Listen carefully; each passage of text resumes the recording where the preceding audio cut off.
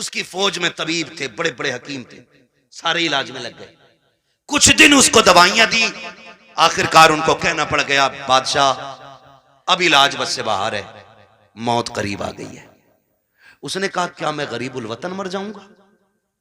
क्या मुझे अपने मुल्क की मिट्टी नसीब नहीं होगी? कहा नहीं, जहर इतना फैल गया है कि अब बचने के चांसेस नहीं। उसने कहा मेरे पास दौलत तो बहुत है, एक काम करो मेरी आधी दौलत ले लो और किसी से इतनी सांसें मुझे उधार दिलवा दो कि मैं अपने वतन में जाके मर सकूं। इतनी सांसें उधार दिलवा दो कि मैं अपने मुल्क में जाके मर सकूं। हंसे हकीम, कहने लगे डॉक्टर ऐसा कभी नहीं हो सकता। कहा क्यों? कि इसलिए नहीं हो सकता क्योंकि इसलिए नहीं हो सकता कि सांसें उधार नहीं मिलती है। उसने कहा अगर आधी दौलत से काम नहीं चल रहा है ना,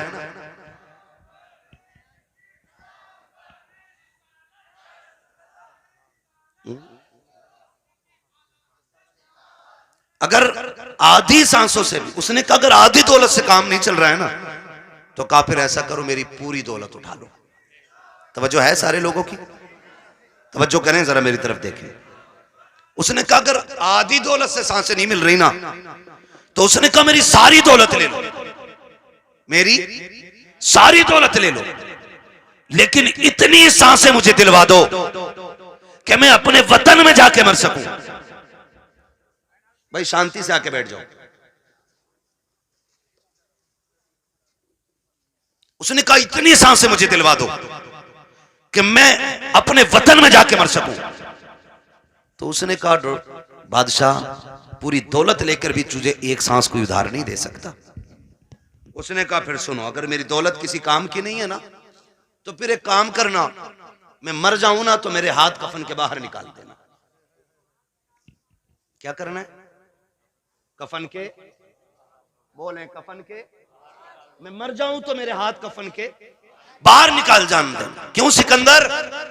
उसने कहा ताकि जमाने को पता चल जाए दौलत पे भरोसा ना करना। ये सिकंदर के काम ना आ सकी तो तुम्हारे क्या काम आ सकती है। और ये भी निकाल के बता देना कि मैं वो बेवकूफ बंदा हूं जिसने सब कुछ दौलत को समझा था, लेकिन जब आया था तब भी हाथ खाली थे और जा रहा हूं तब भी हाथ खाली है। मेरे अजीज, मौत जब आएगी ना, एक लम्हे का मौका नहीं देगी, एक मिनट का मौका नहीं देगी, आपको सीधा नहीं होने देगी। तुमने देखा होगा शद्दाद ने जन्नत बनवाई, सुना है कि नहीं? शद्दाद ने जन्नत बनवाई। ख्वाब कितने बड़े थे कि पूरी जिंदगी ऐश की जिंदगी जन्नत में गुजारूंगा, लेकिन जब मरा ना तो जमीन और आसमान के बीच में लटका हुआ था। और यह भी आता है कि एक पैर जन्नत के बाहर था और एक पैर अंदर था। अल्लाह ने कहा खींच लो रूह, इसे इसकी औकात पता चल जानी चाहिए, इसे इसकी हैसियत पता चल जानी चाहिए। नमरूद कितनी बड़ी ताकत का मालिक था, इतना बड़ा ताकतवर के खुदाई का दावा कर बैठा। अल्लाह ने एक मच्छर से मरवा दिया ताकि दुनिया को पता चल जाए सबसे बड़ा खुदा अल्लाह है, सबसे पावरफुल सिर्फ खुदा की जात है। और उसके उसूल से बगावत करोगे तो कोई बचाने वाला नहीं होगा, कोई बचाने वाला नहीं होगा। माफ कीजिएगा, मैयतें होती हैं कि नहीं होती? होती है मैयतें, दफन में जाते हैं सारे लोग, जाया करो, जाया करो, पढ़ी नहीं की है, पता चल जाए इंतकाल हुआ है किसी का, कहीं भी पहुंच सकते हो। ईमान के साथ बंदा गया तो जरूर जाया करो। अगर वो नेक होगा तो अल्लाह उसके सदके में तुम्हें बख्श देगा, और अगर तुम नेक होगे तो अल्लाह तुम्हारे सदके में उसे बख्श देगा। ये किया करो। और अब तो माफ करना, जनाजे भी ना जनाब, जनाजे भी अब तो बदले का बदला है, जनाजे भी बदले का बदला है। हमारे अब्बा के में आओगे तो तुम्हारे अब्बा के में आएंगे, तुम नहीं आओगे तो हम नहीं आएंगे। ये बात क्लियर? तुम आओगे तो हम आएंगे और तुम नहीं आओगे तो हम नहीं आएंगे। बता सवाब किसे मिला? किसी को ही नहीं। दंगवारा कर गए। हाँ भाई, एक थप्पड़ तूने मार लिया, एक हमने मार, बात है बराबर हो गई ना। तो अब जनाजे भी खुदगर्जी में हम लोग जा रहे हैं। और माफ कीजिएगा, जनाजा अमीर का होता तो भीड़ देखने मिलती है, और जनाजा गरीब का होता है तो लोग कंधा भी नहीं देना चाहते। जन्नत दौलत और गुर्बत पे टिकी हुई नहीं है, ये याद रखना। अगर ये लगता है कि अमीर के जनाजे को कंधा देने में ज्यादा सवाब है तो ये सबसे बड़ा धोखा है। मैं तो कहता हूं कंधा उसे जाके जल्दी दिया करो जिसे कोई कंधा देने तैयार ना हो, उसे पहले कंधा दिया करो दौड़ के, जिसका जनाजा कोई उठाने वाला ना हो।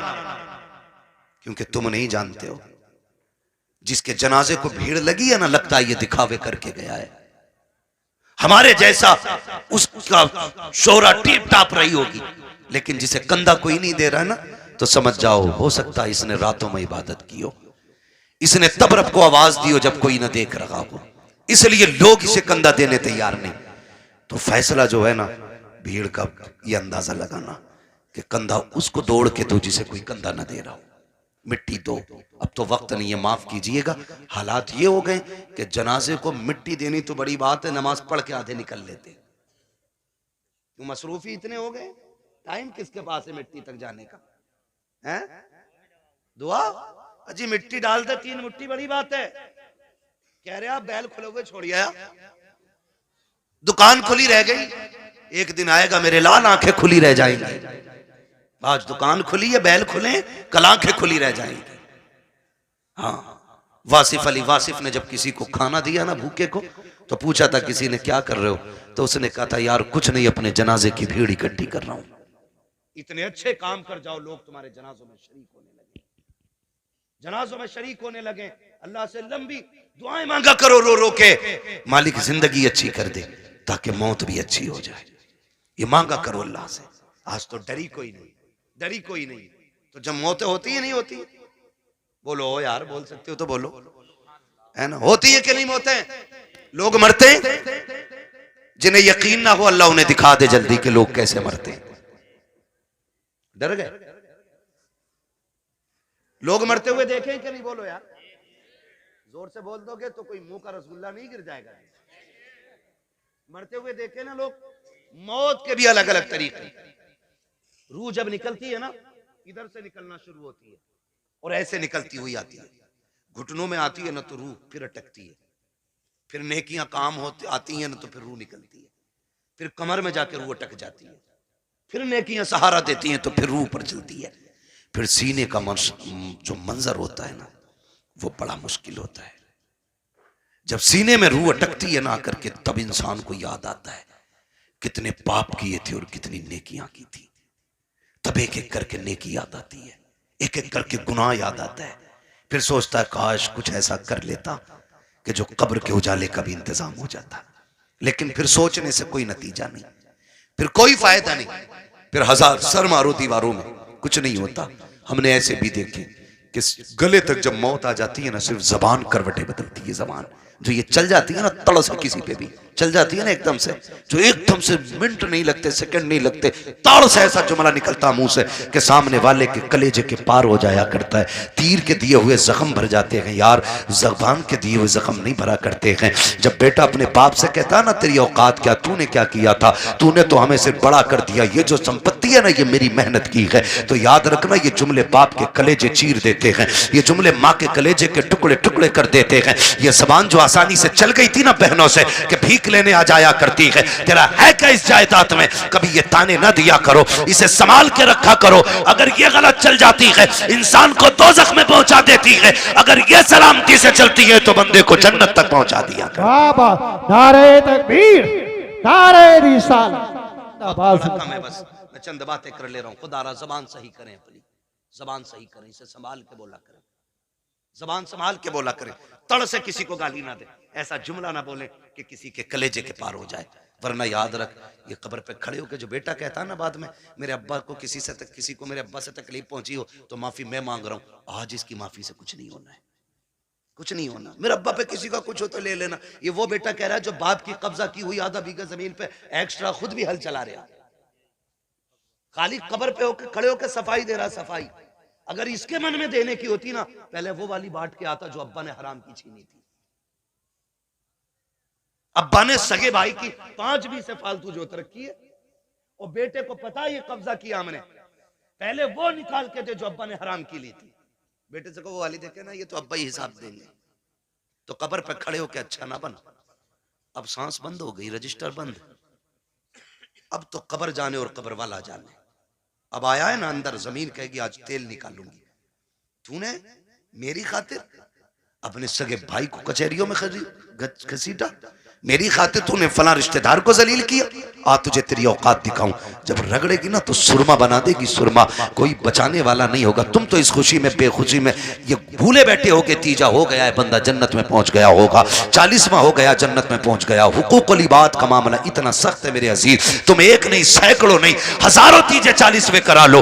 अगर किसी भाई का हक लेके जा रहे हो, अल्लाह उस वक्त तक जन्नत नहीं देगा जब तक एक भाई का तुमसे हिसाब बराबर नहीं करा ले। याद रखना, धोखे में मत रहना। इसलिए किसी का खा के नहीं मरना, खुदा तौफीक दे तो दे के मरना है, दे के मरना है। कोई किसी का नहीं होता है। बेटे 40वें के बाद कब्र तक भूल जाते हैं अब्बा दफन कहाँ हुए थे।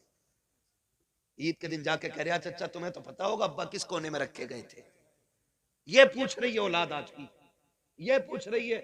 आज के दौर में अगर कब्रों को निशान भूल गए हम, तो क्या लगता आने वाली नस्लों को हमारी कब्रें याद रहेंगी? उन्हें तो कब्रिस्तान तक याद नहीं रहेंगे हैं किधर। इसलिए खुदारा आखिरत की तैयारी खुद से करें, अपने आप से करें। अपने पीछे कुरान पढ़ने वाले छोड़ दें, अपने पीछे कुरान पढ़ने वाले छोड़ दें। हम तो कह देते हैं कोई बात नहीं, मेरा इंतकाल हो, मेरे बच्चे कहेंगे मदरसे से बच्चे भेज दिए, ठीक है, बरकत वाली जमात है, नेक जमात है। लेकिन ये बात बताओ, पढ़ने में खुलूस इनके उतना ही होगा जितना बेटे के पढ़ने में खुलूस होगा? हो सकता है? कभी नहीं होगा ना, क्योंकि बाप का दर्द बेटे को ज्यादा है, बेटे का दर्द बाप को ज्यादा है। हमें तो बुलाओगे रस्मन पढ़ के चले जाएंगे, लेकिन असल दर्द बेटे को होता है। मैं तो कहता हूं एक बेटा कम से कम हाफिज जरूर बनाना, एक बेटा जरूर बनाना। अगर बना ना सके हो ना, तो कोई पढ़ रहा हो तो पढ़ने में उसकी मदद करना। कोई कुरान हाफिज हो रहा है ना, तो उसके हिफ्ज में मदद करें। आपका बेटे बड़े हो गए, आप नहीं पढ़ पाए, आपके बेटे नहीं पढ़ पाए, तो जो पढ़ रहे हैं आप उनकी मदद करें। जानते हो क्यों? क्योंकि जहां भी ये पढ़ने वाला कुरान पढ़ेगा, अल्लाह के हर्फ के बदले में 10-10 नेकियां तेरी कब्र में भी नाजिल फरमाता रहेगा। इतना बड़ा इंतजाम है, इतना बड़ा इंतजाम है। और मैं अर्ज करूंगा खुदारा पढ़ने वालों से भी और पढ़ाने वालों से आपसे गुजारिश है, जब आपके बच्चे हाफिज हो जाए ना, तो फिर उनसे कह देना हमने तुझे कुरान के लिए छोड़ रखा है, कुरान के लिए तुझे छोड़ सकता और कुरान तेरे लिए है। पूरी जिंदगी तुझे कुरान पढ़ना है। हमारा काम ना कर, खेती हम कर लेंगे, जमीनें हम जोत लेंगे, मेहनत हम कर लेंगे, लेकिन तुझे कुरान याद रखना है। अब्बा क्यों? अब्बा क्यों? कहा मैंने तुझे दुनिया के लिए कुरान नहीं दिया, मैंने तुझे कब्र के लिए कुरान दिया है। मैंने तुझे कब्र के लिए कुरान दिया है। कब्र अंधेरों का घर है, बड़ी बेवफा दुनिया है। आप ना बेटे को करोड़ों रुपए दे दे, मरने के बाद 50,000 नहीं देगा मस्जिद में। वो ये सोचता है ये पैसा जो अब्बा का बचाना है ये माले गनीमत है। भाई भाई का गला काट देते हैं एक दूसरे का, सिर्फ 10,000 के लिए, 5,000 के लिए बंटवारे में गोली चल जाती है। क्यों? भाई बाप की दौलत थी, जिस पे झगड़ा था उसका कुछ हिस्सा उठा के खुदा के घर में दे दो। भाई वो इतना करके गया ना तुम्हारे लिए, उसके लिए भी कुछ राहत का सामान बने। लेकिन कह रहा क्यों दे? उन्हें उनके अब्बा से मिली थी, हमें हमारे अब्बा से मिली है। क्योंकि अब्बा खुद नहीं देता था मस्जिद में, कभी अब्बा ने खुद नहीं लगाया कभी दीन के लिए पैसा, तो औलाद कहां से लगाएगी? आदत डालें, अपने बच्चों के हाथ से दीन की राह में खर्च कराया करो, ताकि बच्चे देने के आदी बन जाए, देने के आदी बन जाए। मरते टाइम बंदे को 3 फिक्रें सताती हैं। कितनी कितनी? सारे बोल दो भाई, कितनी फिक्रें? 3 फिक्रें सताती हैं। नंबर 1, मैंने जो दौलत कमाई है इसका क्या होगा। नंबर 2, मैं औलाद छोड़ के जा रहा हूं, मेरी औलाद कैसे जिंदगी गुजारेगी मेरे बगैर। नंबर 3, मैंने कितनी नेकियां की और कितने गुनाह किए। ये सिर्फ 3 चीजें मरते वक्त याद आती है। 3 चीजें। कामयाब वो नहीं है जिसने अपने पीछे बंगले छोड़ दिए, कामयाब वो नहीं जिसने इमारतें छोड़ी, कामयाब वो है जो अपने पीछे कुरान पढ़ने वाला छोड़ गया है। वो सबसे बड़ा कामयाब है जिसने अपने पीछे कुरान पढ़ने वाले छोड़े। वरना बिल्डिंग है, ये बंगले कब्र में कोई काम नहीं आने वाले। मैं तो मुबारकबाद पेश करता हूं उस बाप को जिसने एक बेटे को हाफिज कुरान बनाया। मुबारकबाद पेश करता हूं। ये 500 रुपए रोज कमा सकते थे, कोई कमी नहीं है, जवानी में कमा सकते थे, लेकिन उस बाप को सलाम जिसने कहा बेटे तेरे हिस्से की मजदूरी हम करेंगे, हमारे हिस्से का कुरान तुझे याद करके आना है। वो माए मुबारकबाद के मुस्तहिक हैं जिन्होंने उन बच्चों को दूध पिलाया कि जो बदले में मां को दूध के बदले में जन्नत का टिकट देने वाले हैं। वो बहनें मुबारकबाद के मुस्तहिक हैं जिन्होंने ऐसे भाइयों की खिदमत की है कि जो बहनों को बदले में जन्नत के जाने का रास्ता आसान करेंगे। ये मुबारकबाद के मुस्तहिक हैं माँ बाप। आज होता क्या है, आज जवान हो जाए बेटा और माँ बाप को दौलत का लालच पड़ जाता है। उन बापों को सलाम करता हूँ जो पूरी जिंदगी बच्चों को कुरान के नाम वक्फ कर देते हैं। और क्या मिला इनके बदले में? पूरी जिंदगी बाप मजदूरी करता रहा, कुछ भी तो नहीं मिला। बेटा कुरान पढ़ता रहा, कोई सिला नहीं मिल सका। बस किस दिन के इंतजार में, काश मैं मरूंगा तो इसका कुरान काम आएगा, ये बेटा काम आएगा। बेटों से भी गुजारिश है, सुनो भाइयों, अगर रब ने तुम्हें कुरान की दौलत दी है, बाप ने मेहनत मजदूरी करके तुम्हें कुरान का कारी बनाया है, तो मेरी बात कान खोल करके सुन लेना। जब दुनिया बाप के जनाजे में जा रही हो, तुम भी जनाजे में जा रहे होगे। लोग आखिरी तख्ता दे करके बड़ी तेजी से मिट्टी डाल के लौट आएंगे। कोई कहता कि गर्मी ज्यादा है, खड़ा नहीं हुआ जाता है। कोई कहेगा सर्दी ज्यादा है, ठंड लग रही है। ये कह के लोग पलट आएंगे। कब्र में तुम्हारा बाप अकेला रह जाएगा। तो तुम्हें खुदा का वास्ता, एक कुरान पढ़ने वालों, तुम्हें उठ के नहीं आना है। जब सारे चले जाएं, तुझे बाप की कब्र पे बैठना है और कहना है अब्बा पूरी जिंदगी तूने कुरान पढ़ाया, खुद मजदूरियां करता रहा, मेरे हिस्से के धक्के तूने खाए हैं, मेरे हिस्से की गालियां तूने सुनी है, कभी चैन से सो ना सका, रात को ओवर टाइम ड्यूटी इसलिए करता रहा ताकि मैं कुरान ठीक से पढ़ सकूं। मैं कुरान का कारी बन गया, फिर भी तुझे जरूरत मजदूरी के अड्डों पे ले जाती रही, तुझे फिर कुरान पढ़ने की मोहलत ना मिली, मुझे मदरसों ने फुर्सत ना दी, तुझे जरूरत बाजार ले गई, तू मजदूरियां करता रहा। जो कुरान तूने पढ़ाया था, एक बार बैठ के पूरा कुरान न सुन सका। अपने बाप की कब्र पे बैठना और कहना अब्बा आज तू भी फुर्सत से है, मैं भी फुर्सत से हूं। जब दुनिया बिरयानी के लिए लड़ रही हो, तुम अपने बाप की कब्र पे बैठ जाना। अलहम्द के अलिफ से लेके वन्नास की सीन तक पूरा कुरान पढ़ के उठना। अब्बा से कहना अब्बा आज मैंने तेरी मेहनत का हक अदा किया है, कसम खा के कहता हूं इधर कुरान की तिलावत मुकम्मल होगी, उधर कब्र में खुदा की रहमतों का नुज़ूल होना शुरू। नारे तकबीर, नारे रिसालत, बस लगे आला हजरत उलमाए सुन्नत, ख्वाजा का हिंदुस्तान, मिलक्का सुन्नी मुसलमान, हजरत अल्लामा मुफ्ती अब्बास साई किबला जिंदाबाद जिंदाबाद। करेंगे इंशाअल्लाह, पढ़ाएंगे बच्चों को कुरान, वादा करें इंशाअल्लाह। कितना है मैं कुरान, लोग समझते नहीं, लोग समझते नहीं है। मैं अभी 10 मिनट और हैं, कहें तो मैं थोड़ी कड़वी बात और कह दूं।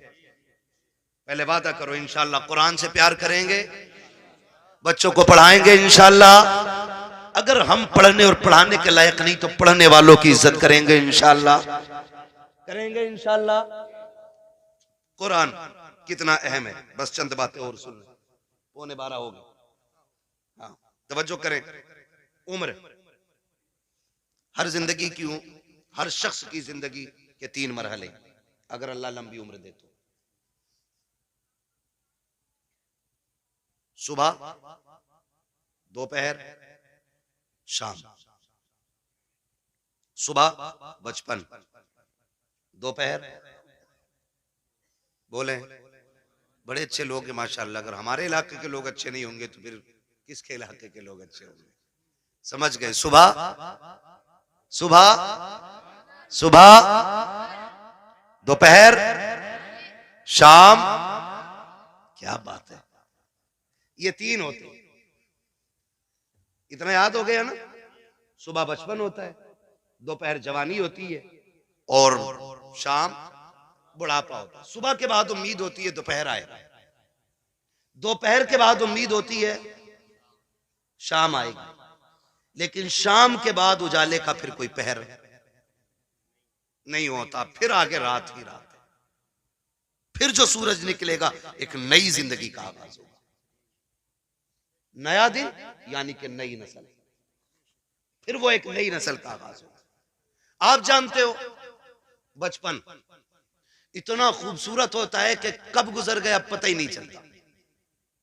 और लोग आखिरी सांस तक कहते हैं काश बचपन फिर से लौट आता। बचपन इसलिए भी खूबसूरत होता है क्योंकि जिम्मेदार बाप होता है। यही क्लियर है ना? गलत तो नहीं बोला ना मैंने? बचपन इसलिए खूबसूरत होता है क्योंकि सर पे हाथ रखने वाला बाप होता है। इसलिए खूबसूरत होता है कि बचपन हम बाप की मर्जी से जीते। जवानी खूबसूरत होती भी है और ना भी होती है। जवानी उन बच्चों की खूबसूरत होती है जिनकी जवानी भी मां बाप की मर्जी से गुजरती है। ठीक है जी? जवानी उन बच्चों की अच्छी होती है जिनकी जवानी मां बाप की मर्जी से गुजरती है। और बुढ़ापा, दुनिया कहती है बुढ़ापा बुढ़ापा। वजह जानते हो? वजह सिर्फ इतनी है कि बचपन में बहुत दोस्त होते। बचपन में बहुत दोस्त होते। मेरे हुजूर फरमाया करते थे मुझे बच्चों के 5 खेल बड़े पसंद है। 5 काम बच्चों के पसंद है। इंशाअल्लाह कभी वक्त होगा ना और जिंदगी फिर लेके आएगी ना तो इन 5 कामों पे बच्चे की गुफ्तगू फिर होगी, क्योंकि बात बड़ी लंबी है। वो भी बस जो मैं कहना चाह रहा हूं ना चाचा, फिर वो रह जाएगा अधूरा मसला, है ना? बस मेरी बात पूरी हो जाए, अल्लाह करे इस बीच में। तो बचपन में ना बहुत सारे यार मिल जाते हैं। हम जोली बच्चे इतने इतने आजाद होते हैं। अम्मी कहती है ला बेटे जल्दी जा, चाय खोल गई है, पत्ती नहीं है, जल्दी लेके आ। गया सुबह चाय पत्ती लेने, दोपहर के टाइम लौट रहे हैं। हाँ? क्योंकि ये बचपन है और इसी को बचपन कहते हैं। ये आजाद जिंदगी है। पके ना पके चाय, हम तो तमाशा देखेंगे। बच्चे गए, कोई आ गया डुगडुगी वाला, वहीं लग गए। अब अम्मा परेशान है, चाय दोपहर तक पकती रही। ये है ना, ये आजादी होती है बचपन की। और बचपन के यार बड़े सच्चे होते हैं। अभी लड़ेंगे, कल किसी पंचायत के बगैर फिर एक हो जाएंगे। ना कोई मुकदमा, ना कोई बहस, ना कोई पंच, ना कोई पंचायत। आज लड़के गए थे, सुबह फिर गले मिल जाते। इतना आजाद बचपन। और जवानी, जवानी में जिसके पास पैसा है उसके 1000 यार है। बस समझ गए ना? 2 चीजें, वक्त और पैसा। जिसके पास है ना उसके 1000 यार मिलेंगे। यानी यार उन्हीं के ज्यादा मिलेंगे जो बर्बाद हैं खुद भी और दूसरों को भी बर्बाद करेंगे। ये दूसरे लफ्ज मैंने बोले। भाई जिसके पास फालतू वक्त है, कोई काम नहीं है, तो वो दूसरों को भी ठलुआ बना के बैठाएगा। जो बंदा 4 पैसे कमाता, कहीं काम से लगता, बच्चों को हलाल रोजी खिलाता, दुकान बंद, वो भी बैठा उसके साथ। और बातें चौक में बैठेंगे, करे किसकी बन रही है अब के, उसकी इतनी सीटें निकल रही हैं। नहीं अब के उसकी बनवा रहे हैं हम। जिससे अपना घर नहीं चलता वो मुल्क चलाने की बात करता है। सही कह रहा हूं? ये फालतू की बातें नहीं है तो और क्या। ठलुए लोग, चाय बिगाड़ने वाले लोग चौक में बैठ के अपना भी वक्त बर्बाद करते हो, दूसरों का।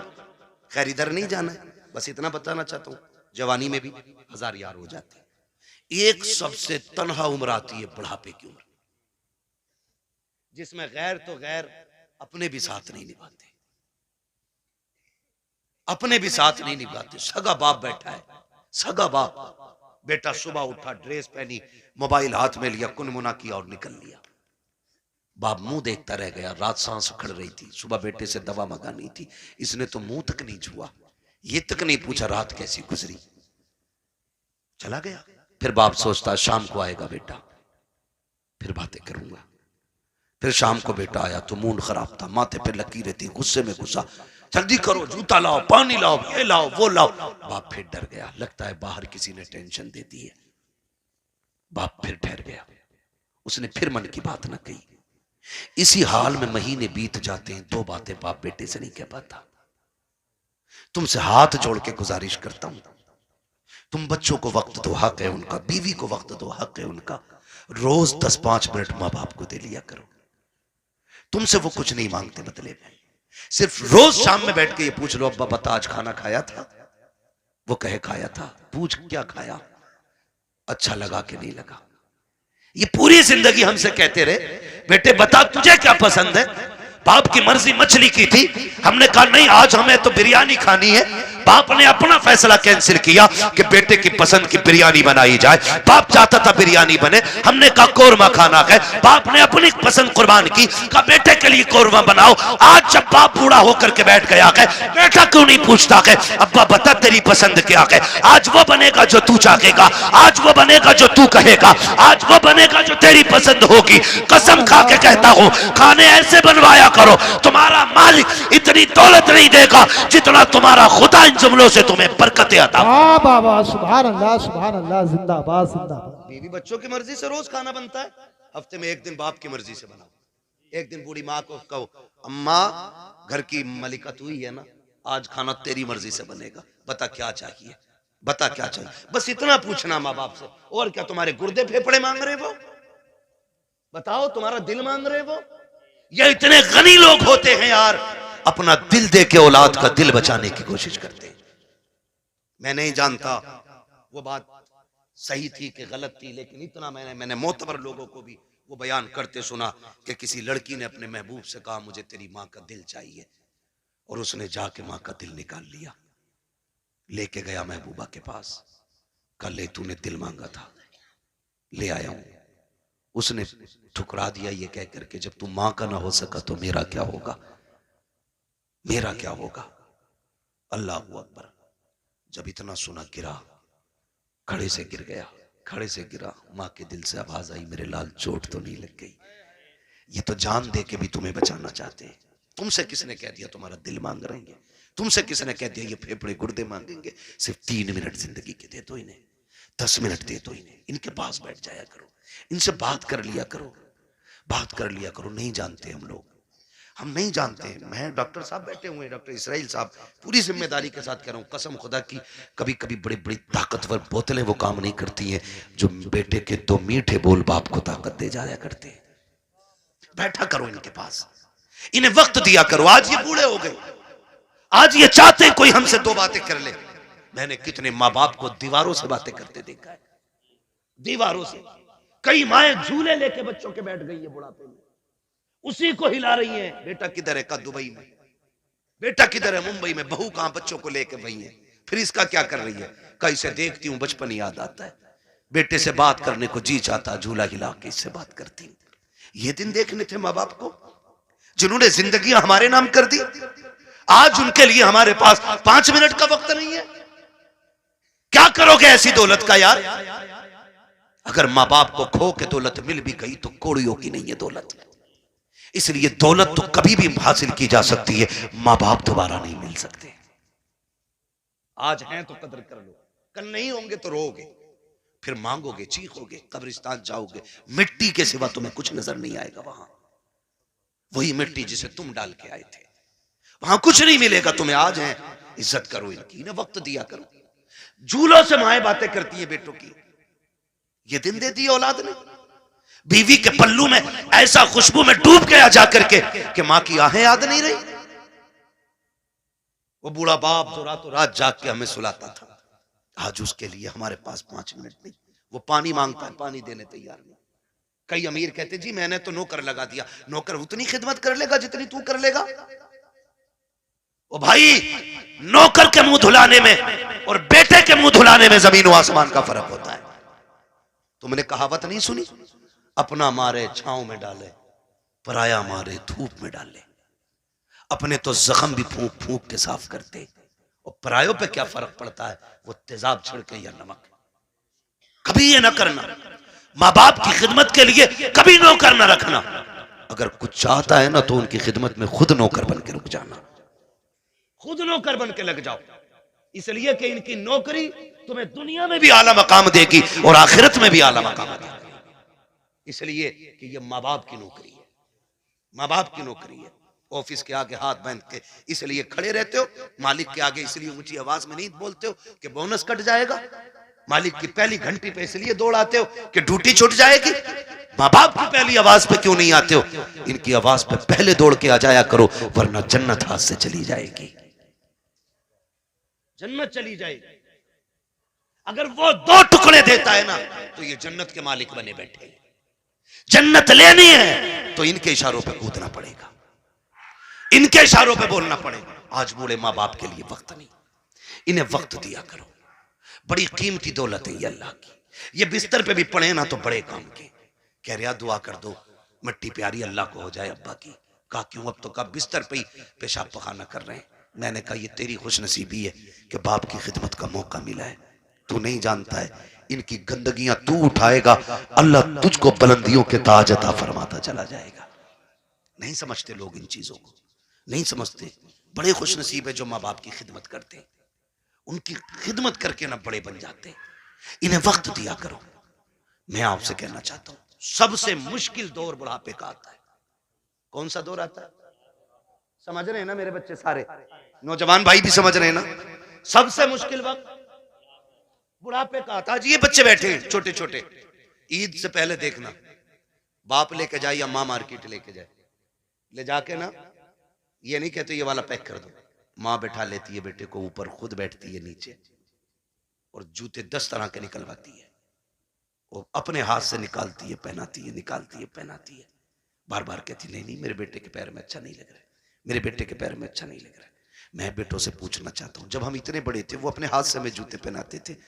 आज एक बार हम उन्हें दुकान में लेके गए, अब्बा बैठो तुम्हारे पैर में जूते डाल के मैं देखूंगा।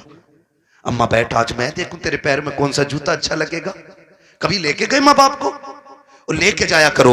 ईद का टाइम आए ना माँ बाप को लेके जाओ, कहना आज तक तुमने हमारी पसंद का पहनाया गया, अब हम तुम्हें तुम्हारी पसंद का पहनाने के लिए आए। लेके जाया करो। हम इन्हें वक्त नहीं दे पाते, हमारे पास वक्त ही नहीं है। सबसे मुश्किल वक्त बुढ़ापे का आता है। अब सुने जिन पे बुढ़ापा आना है ये आ गया है। जब दुनिया छोड़ जाएगी ना और कोई मुंह नहीं लगाएगा, कोई बात करने वाला भी नहीं होगा, कोई ये पूछने वाला नहीं होगा तेरे मुंह में दांत कितने, फिर पलटोगे मस्जिद की तरफ, फिर लौटोगे मस्जिद की तरफ। अल्लाह कहेगा सुन तुझे कोई मुंह नहीं लगा रहा ना, आ मेरे घर आ जा। तुझसे कोई बात नहीं करता ना, मैं करूंगा तुझसे बात।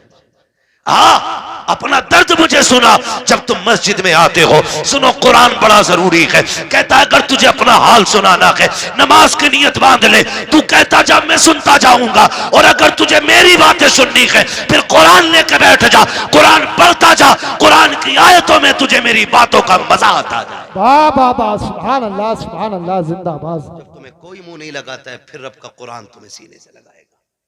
जब कोई साथ नहीं देता ना फिर कुरान लेके हम बैठते हैं। इसलिए खुदारा इतने जाहिल न रह जाना कि बुढ़ापे में भी कुरान साथी न बन सके। कम से कम इतना कुरान जरूर सीख लेना कि बुढ़ापे में जाके दुनिया साथ छोड़ दे तो रब का कुरान हमारे साथ हो।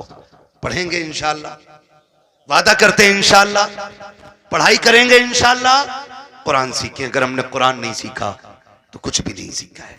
बड़ी बात है बेटे को हाफिज कुरान बनाना, अपने बच्चों को हाफिज कुरान बनाओ। तुमने भी देखा होगा, हमने भी देखा, मौतें होती हैं। लोग बड़े बड़े पैसे वाले तड़प तड़प के मर रहे हैं। क्यों? क्योंकि आज कोई आसानी से रूह निकल